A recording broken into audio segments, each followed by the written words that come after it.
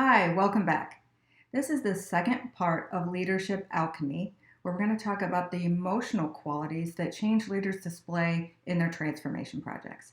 Yesterday, we went through the mind qualities, and we talked a lot about using curiosity with your team and using imagination to help build super successful change projects. And today, we're going to talk about the emotional qualities. So, with that, let's go ahead and get started. If you watched my change management video, you'll learn that change projects elicit emotions. And to be an effective leader, managing your own emotions and emotions of your team is critical to your success. In 1995, Daniel Goleman, who is an American psychologist, wrote a book called Emotional Intelligence. And the main premise of this book is that emotional intelligence accounts for 67% of the abilities needed to be a successful leader. He listed 5 features of emotional intelligence, which were self-awareness, self-regulation, empathy, motivation, social skill. And it's an excellent book if you haven't read it, and I highly, highly recommend it. And if you can develop your emotional intelligence skills, this will help others in your transformation work. And by doing the same, you will see your success rate really skyrocket. And it takes lots of practice, and you'll mess up. And you'll certainly get dinged along the way. I know I have made many, many, many mistakes over the years. But one of my key phrases is just because it burns doesn't mean you're going to die. So the investment that you make here in your own emotional management, especially in the long term, record your lessons and don't give up. Get up and try, just like what Pink says. So let's keep going.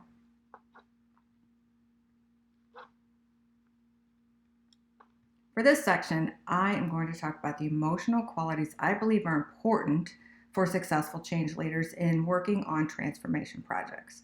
These are qualities that they manage both within themselves and within their teams. These are perseverance.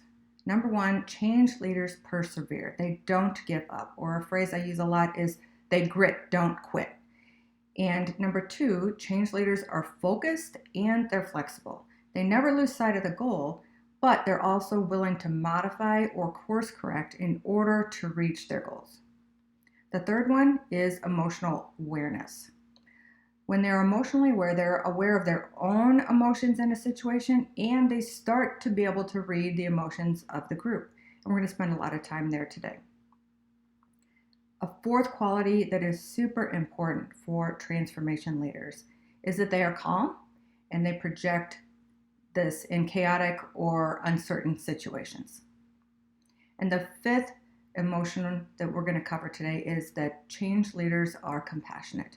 They lead by example, and they know that change is hard for people. Sometimes they're ripping out the foundation of the way people actually do their jobs. And so by displaying compassion and empathy, they're able to better connect with their audience, with their team members, and be able to get their results.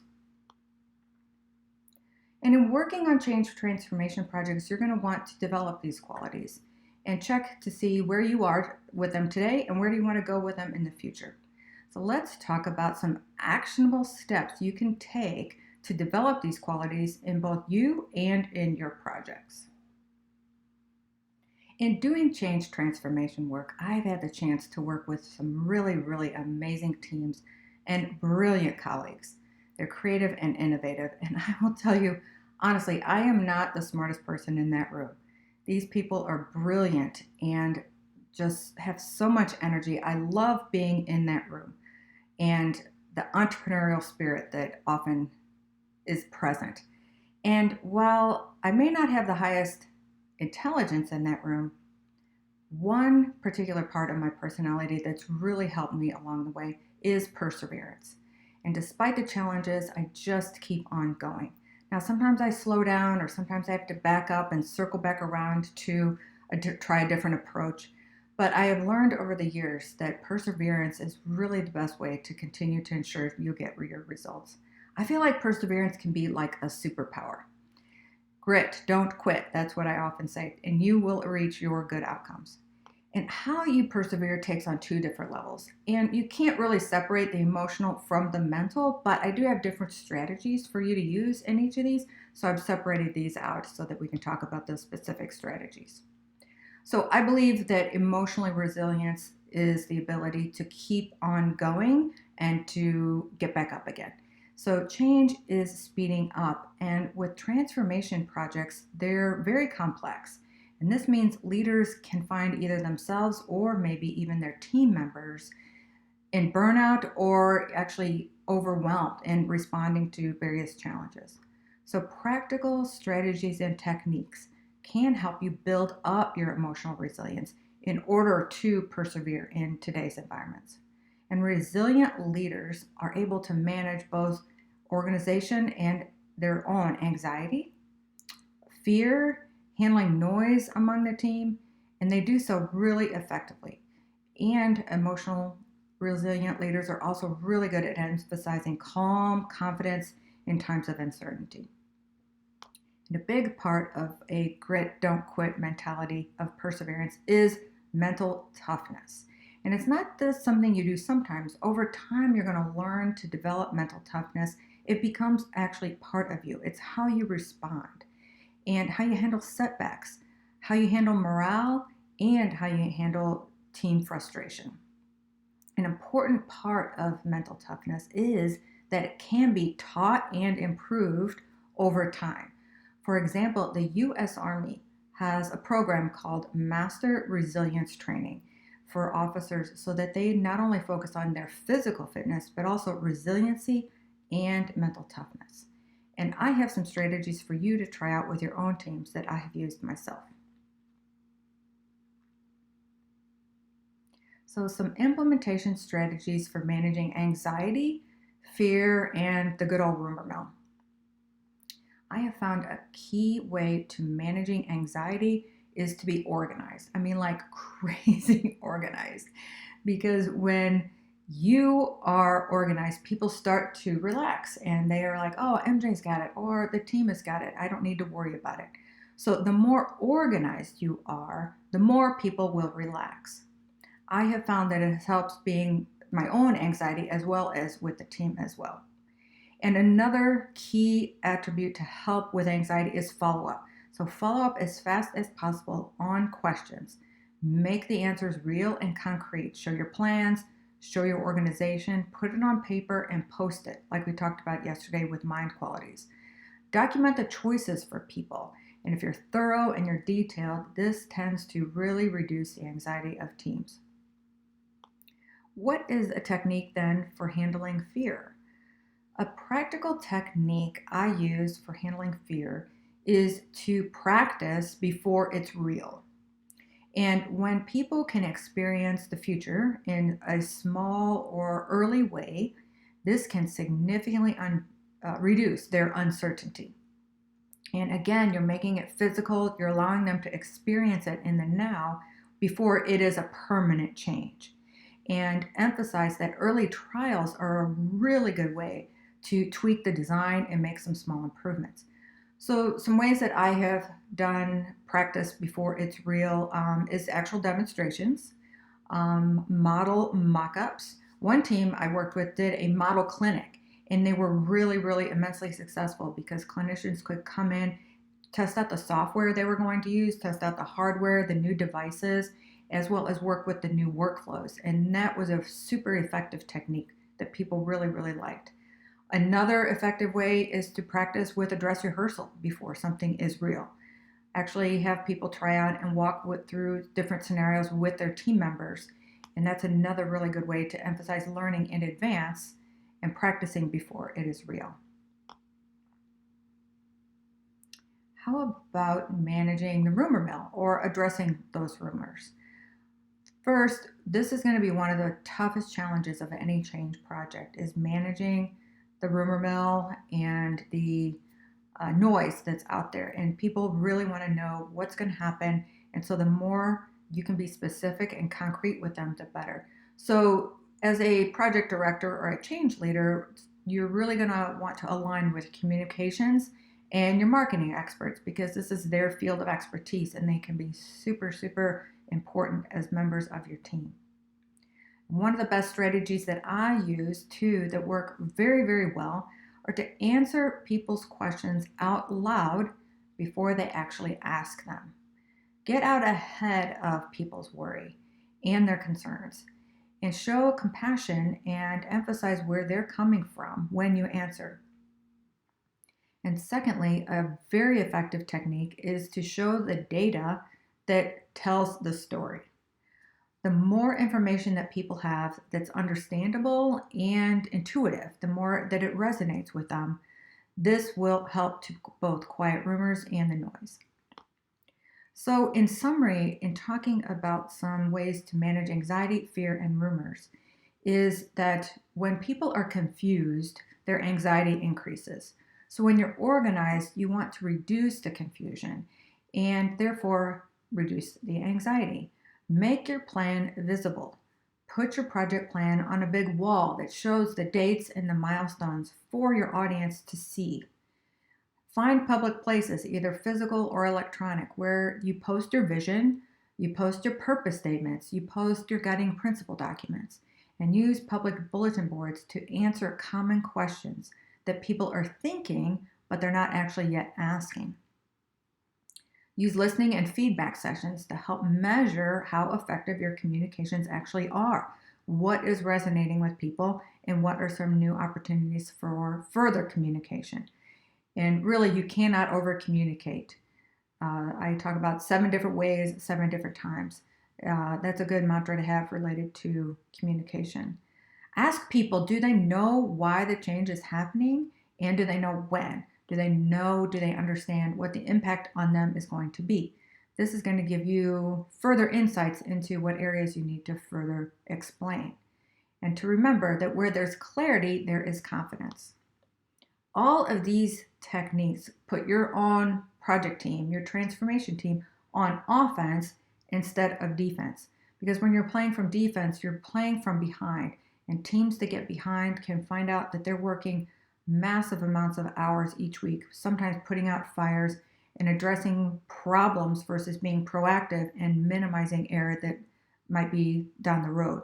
So it's very common for big transformation teams to work 70 or 80 hours a week just to keep up and to maintain the project. And it's not sustainable.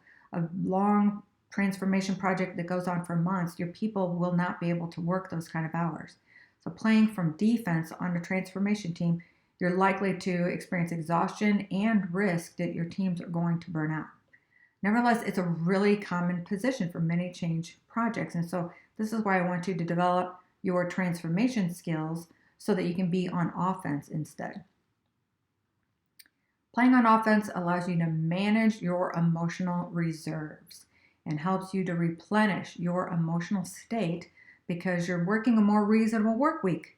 And there's a lot less error, a lot less anxiety, and a lot less problems that are occurring when you're proactively managing your project. Playing on offense means you're putting more time and energy into the future and preventing problems rather than fixing problems.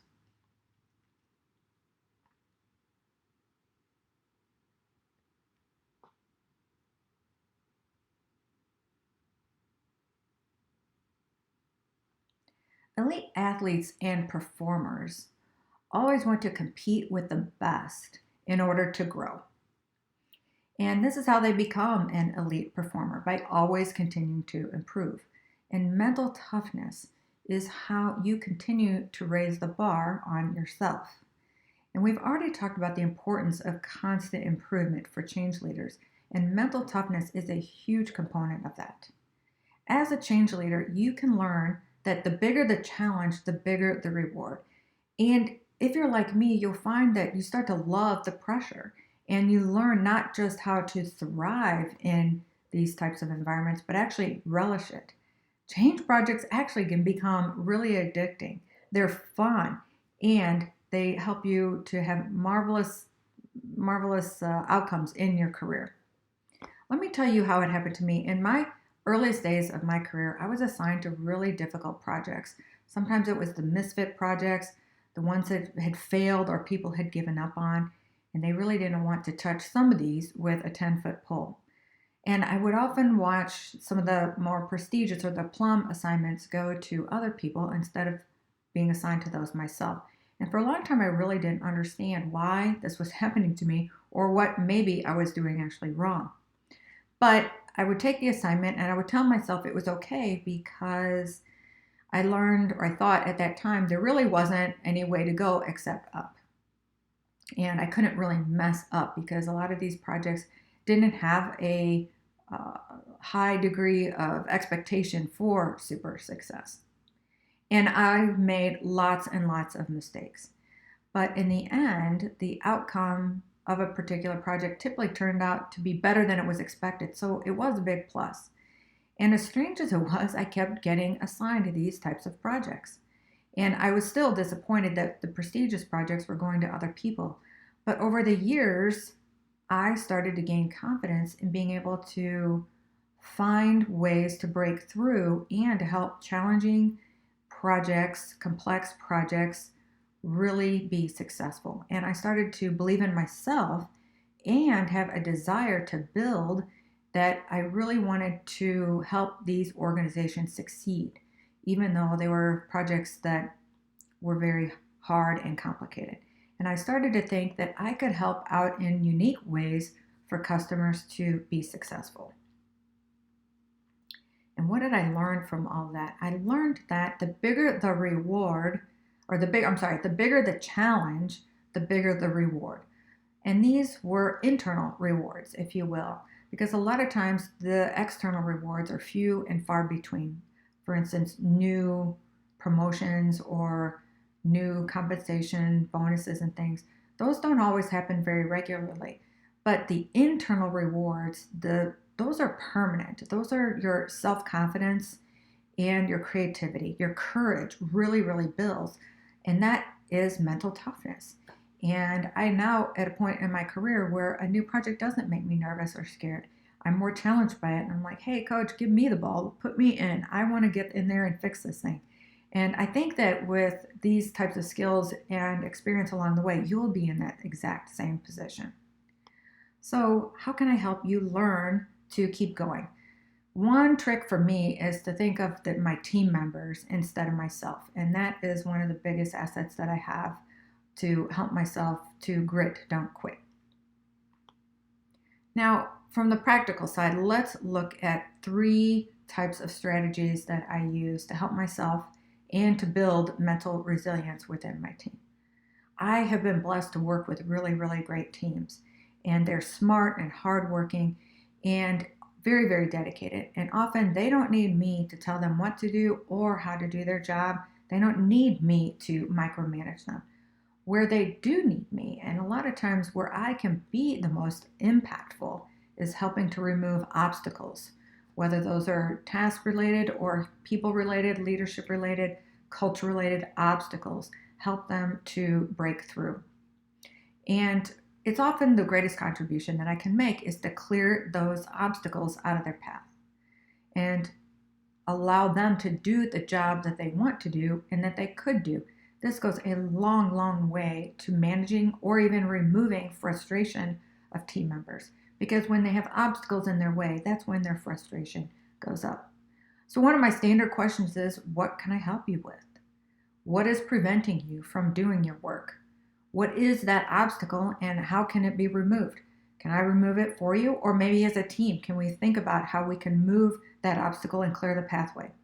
And you'll be surprised at some of the epiphanies that can happen when that obstacle is removed.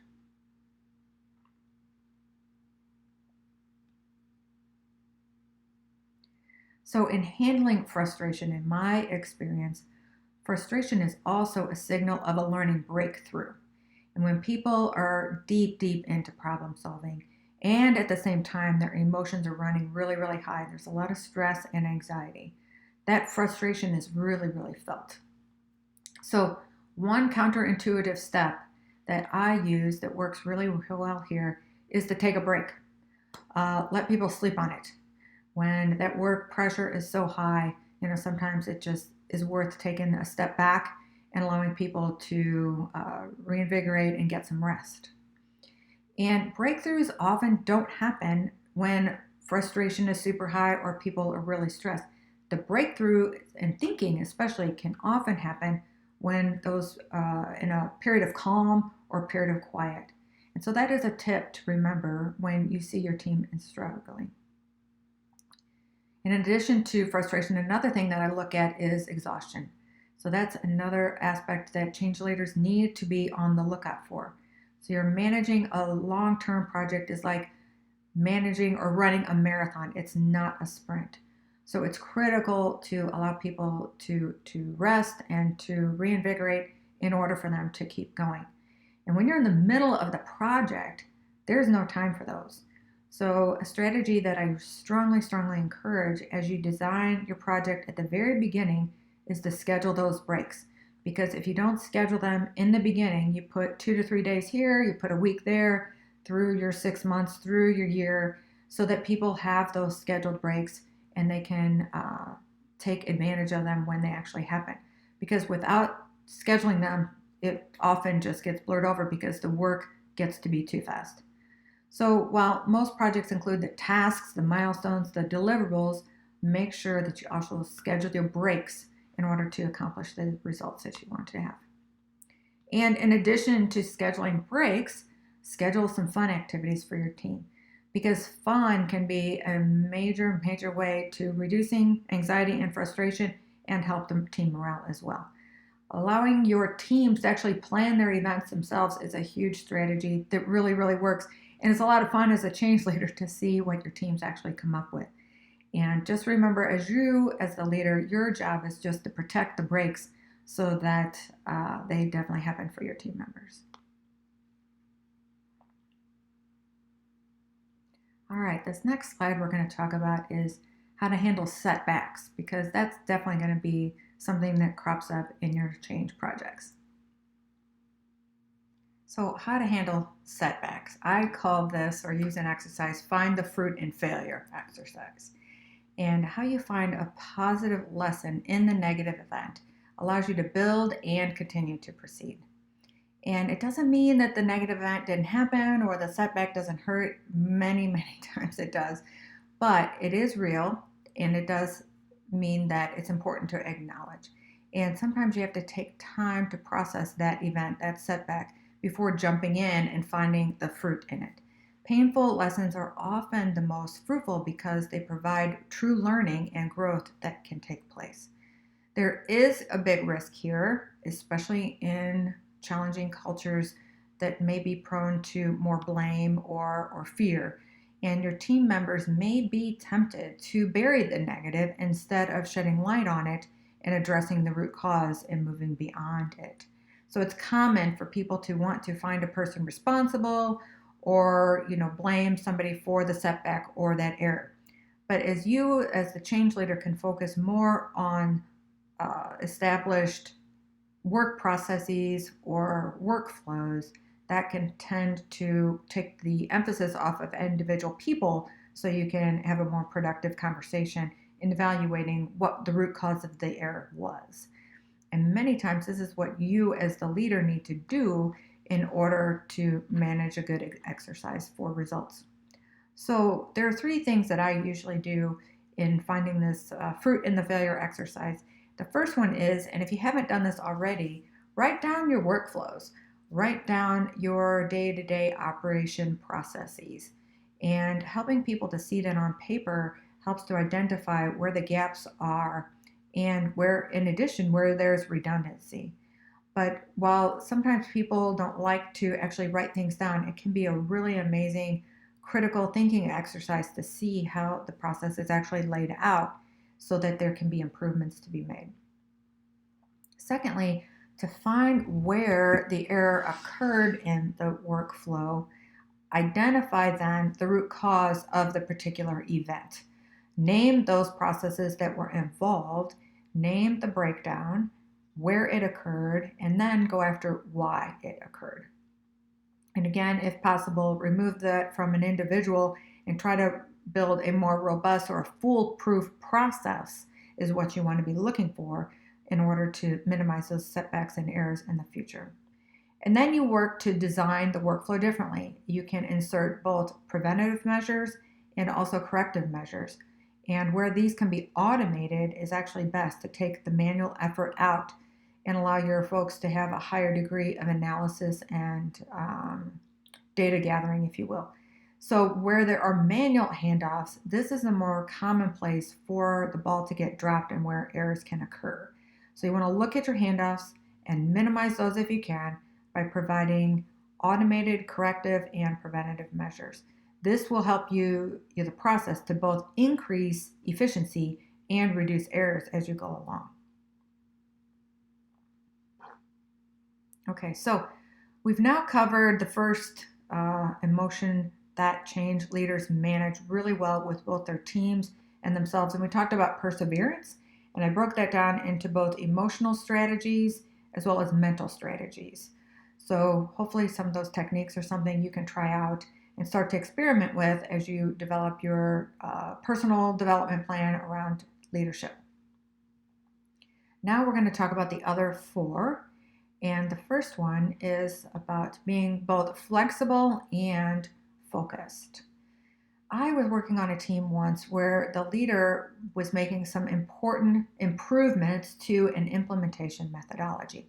And this was really causing the current staff really a lot of angst and a great amount of distress and arguing because there was a strong attachment to the previous way that we were doing things because it had had really successful results with working with customers.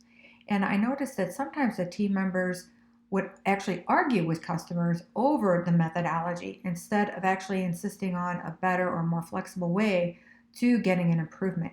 So it's important to think through there's not just one way any particular event can occur or any particular task can be done. And this one leader that I really, really admire, he would just say, it doesn't matter what the methodology is, we made it up to begin with. And I think this is a really important thing to remember is as you and your team continue to grow, sometimes methodology needs to adjust for higher skill sets and higher efficiency. So it's an important insight that I had back then. And to also recognize people can get really, really attached to form, to methods, to formats, sometimes actually to the detriment of achieving the goal. And a better practice that I have found is to not waver or abandon on the ultimate goal, continue to be focused on the end game, but it is allowed or encouraged to go back to your tried and true methods and make sure that you're willing to experiment and you're willing to take advantage of new technology and new ways of doing work to advance concepts to have higher results, have higher efficiency and effectiveness.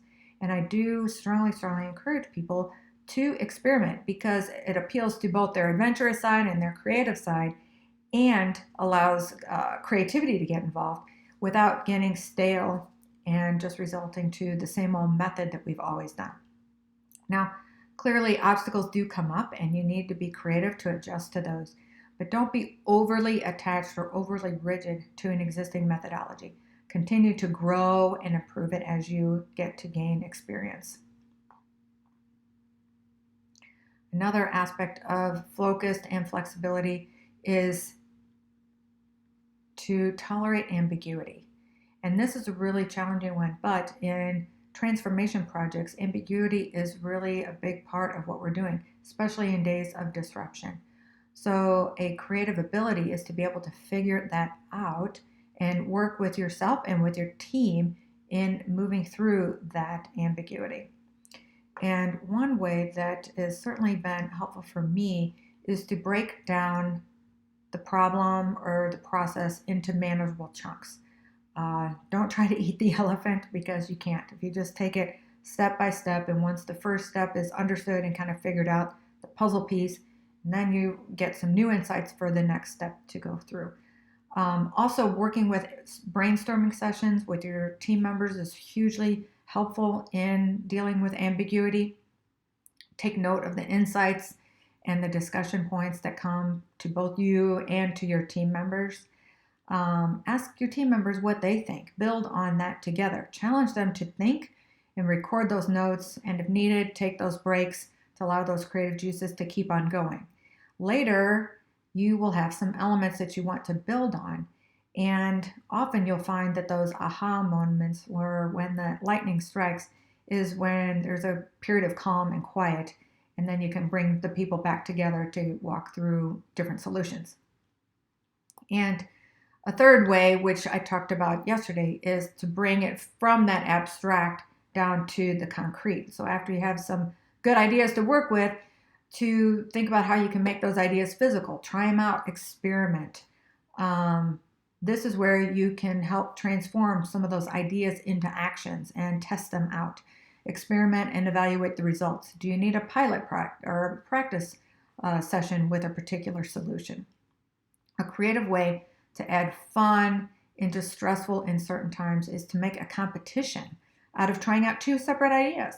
That's a great way to see which one might be more valuable or more sustainable for a larger solution. See what hits.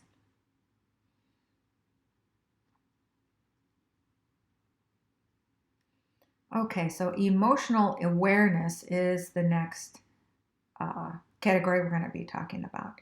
And emotional leadership is often really, really underappreciated in today's environment.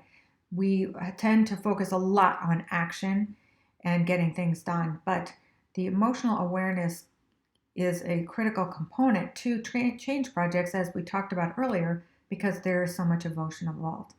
And I have found that because people tend to avoid emotional work, this can be where the magic is. If you can learn to manage your own discomfort and challenge people to bring authenticity and vulnerability to the surface, that's where some really creative solutions can come about.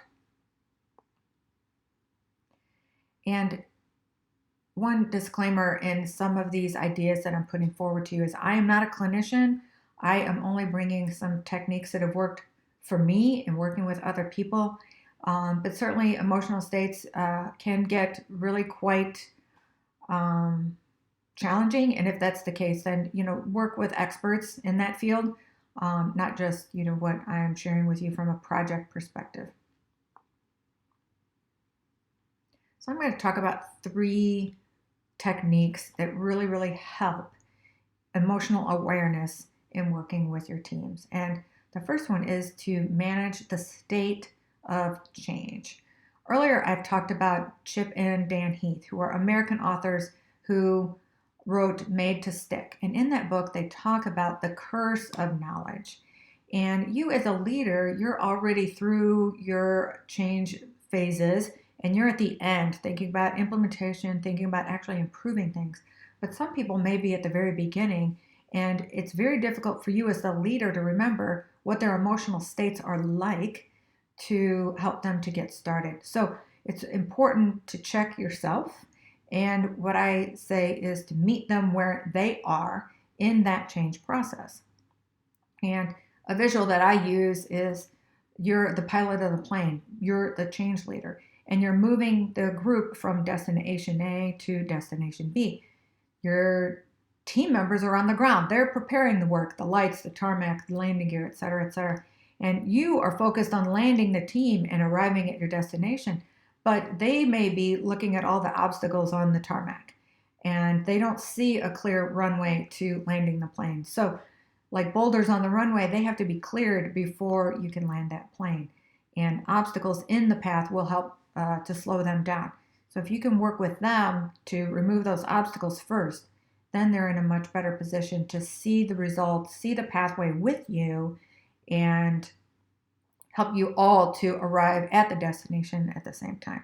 So managing the state of change is seeing it from where they are and helping remove those obstacles so everybody can stay in sync. A second key strategy for emotional awareness with your change teams is to put the right people in the room to evaluate the particular solution that's needed.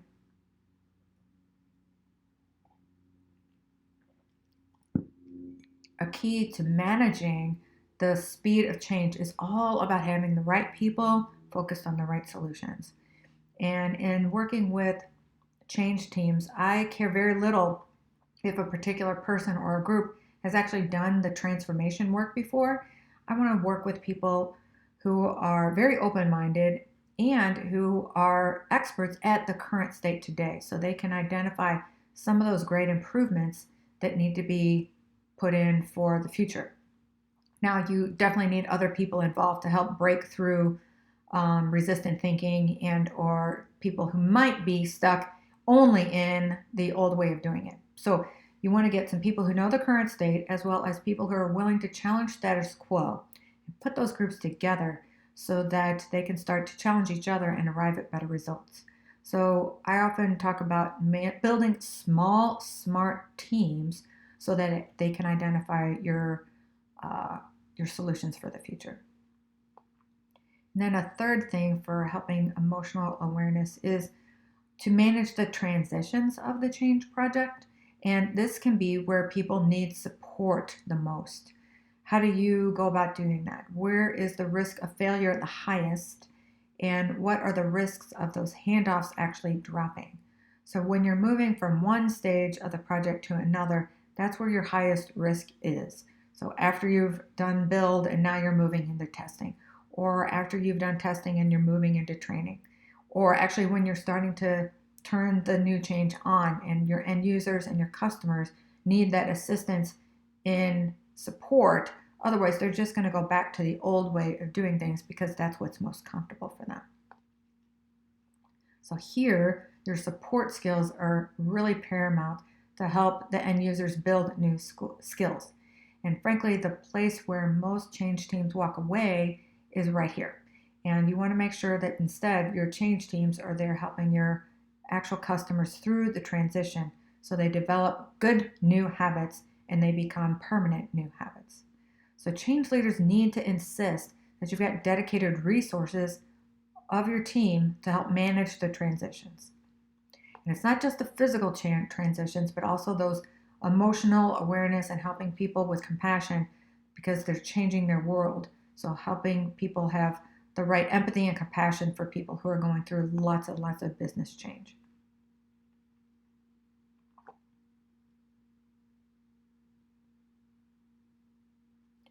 So in line with that, change leaders help to stay calm and they help their teams to stay calm and helping to understand where people are coming from so they can be more effective.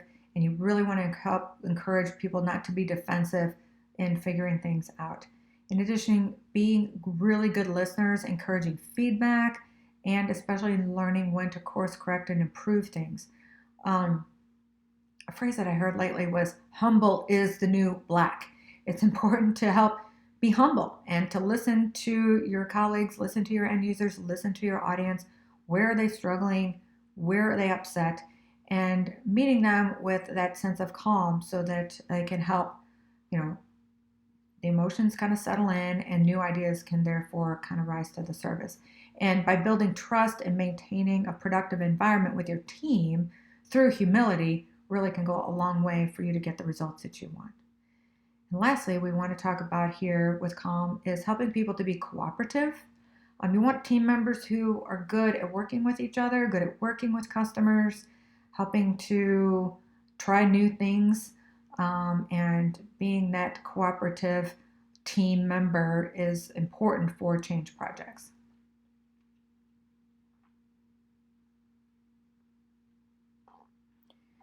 And compassion is also a part that goes along with calm, is to understand where people are and helping to bring that to your change teams.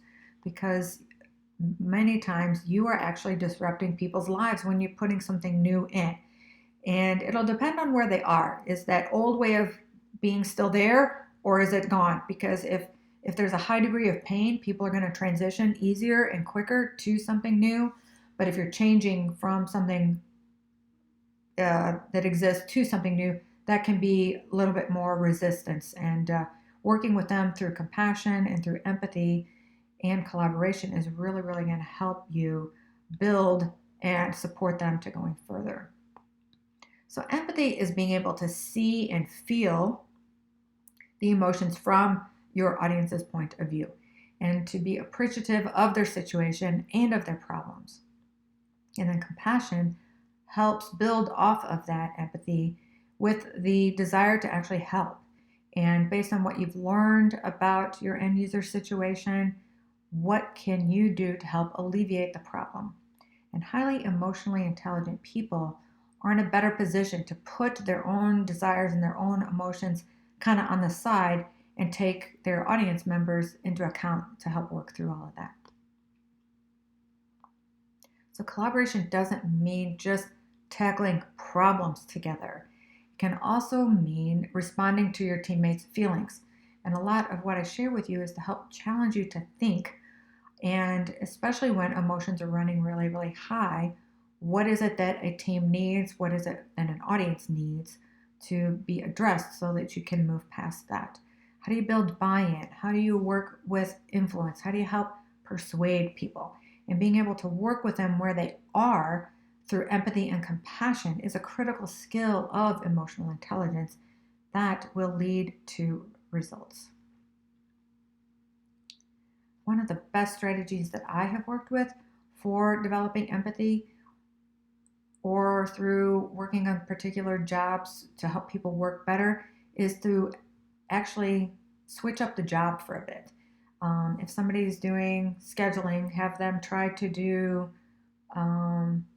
billing, customer service. So they see the front end of the workflow and the back end of the workflow, and they can understand how their dots and their components of their job relate to other people. So it helps build compassion and understanding of how the pieces fit together.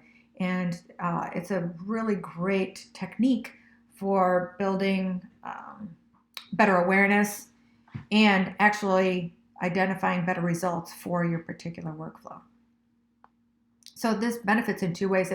It shows the dependencies of the work stream on each other's parties, and it helps build both empathy and compassion for the roles that other people do within your organization. So compassion shows up in multiple ways, with both cross-cultural sensitivity, cross-job sensitivity, appreciation for diversity and for culture, for job roles, appreciation, and ultimately for advocacy for your customer.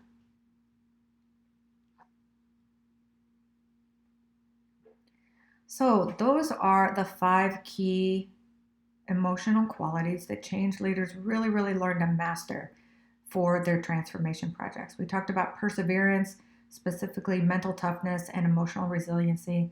We talked about how to be focused and flexible and how to deal with ambiguity. We talked about emotional awareness, both for yourself and for your group, and how to manage some techniques to keep people moving to the ultimate goal. And we talked about being calm and being compassionate in areas of high stress. So that is the summary for today, and I hope that this provided you with some great techniques and ideas for you to consider. And then in the final component of Leadership Alchemy is the section on taking action. So whenever you're ready, check out that video and we'll talk about what's next.